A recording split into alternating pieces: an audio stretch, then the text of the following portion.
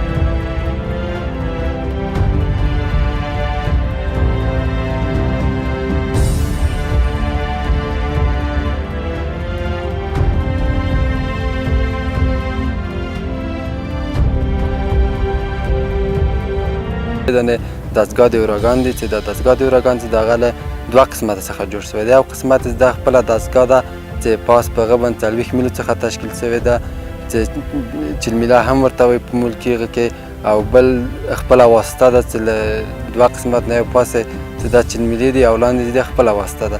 دا 40 میلې ده تقریبا 60 کیلومتره مسافه ولي شل کیلومتره مسافه ولي او هدف چې په شل کیلومتر کې وسی کې هدف تخریب کوي. بل دا چې ملت د په مختلف په ترتیب باندې انداخ نه کوي.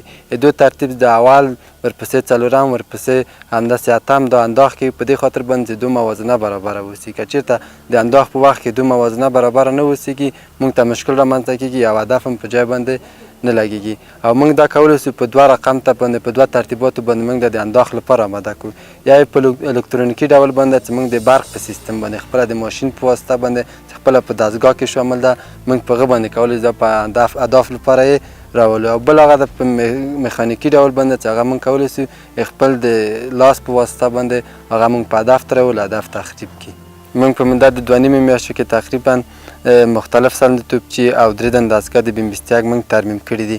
او د پاتې 23 دستګاه د بمبستیاک دي او تقریبا 15 دستګاه د اوراګان چې دي هغه زموږ کار لاندې دي او په هغه باندې موږ فعالیت کوو. نو هغه موږ کولی شو چې د ترمیم وکړو او د انداخ لپاره آماده کړو.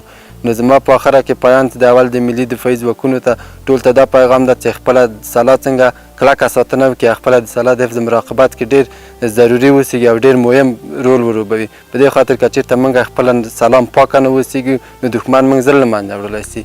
نو موږ باید خپله سلا پاکه وساتو تر څو په دښمن باندې برلاسي وسیږو. خلکو ته زه اطمینان ورکوم چې د ملي دفاع وزارت ټول ځواکونه اوږه په اوږه خپل سره ولاړ دي او د وطن څخه په کلکه باندې دفاع کوي.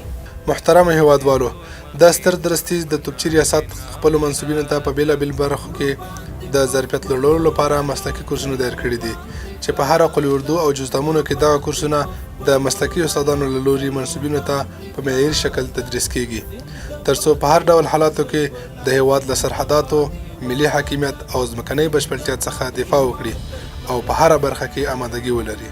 بسم الله الرحمن الرحیم. حاتم نجیب الله، فارغ تحصیل اکادمی ملی نظامی امارات اسلامی افغانستان. من مدت 1 ماه بلده بس بسته جمله پرسنلش ریاست توپچی سردرس وزارت دفاع ملی امارات اسلامی افغانستان تقریبا 1 ماه بلده بگه مصروف ایشمیz.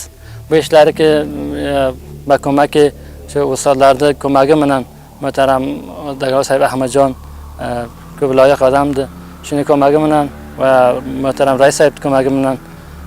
biz qiroldik 2 mayga mana shu to'plarni ko'rasizlar maydonga ko'rasizlar buni omada qildik va biz omadamiz har nava hamolat az tarafi dushman tarafdan bizga bo'ladi. Hamsoya xorij bizni ustimizda hamla qiladi, biz omada dafomuz. Bir tashakkurlar xos hukumat bilan pay davlatdanki biz jamiyatga ta'sir qildik vali بعد از فتح با تایید محترم مولوی صاحب یعقوب وزیر صاحب دفاع ملی افغانستان biz فارغ bo'ldik و با تایید محترم وزیر صاحب biz به تعیین بحث bo'ldik و فعلا آماده خدمت وطنمizgamiz. دوم برتمن اقبال احمد هستم، افسر حفظ و مراقبت ریاست توپچی بطریه. مدت 7 ماه میشه که من اینجا وظیفه اجرا میکنم. جا داره که تشکری بکنم از هیئت رهبری امارات اسلامی که بعد از فتح ما را به رهبری وزیر صاحب دفاع ما را خواستند. دیگه بعد از سپر نمودن دوره مسلک 4 ماه کمچیسی ما در بطریه ریاست توپچی تعیین بحث شدیم. مدت 7 ماه میشه که وظیفه اجرا میکنیم. دیگه اطمینان برای هموطنان عزیز میتیم که هیچ جای نگرانی نیست، جای تشویش نیست. ان شاء الله با زور خدا حکومت امارات اسلامی اطمینان میده به همگی که امنیت تامین است. هر نوع تهدید از هر گوشه و کنار افغانستان چه هم داخل چه بیرون ما اطمینان میده که ان شاء الله هیچ مشکلی نیست. دیگه امارات اسلامی اردوی ملی افغانستان سراپا خدمت به مردم است.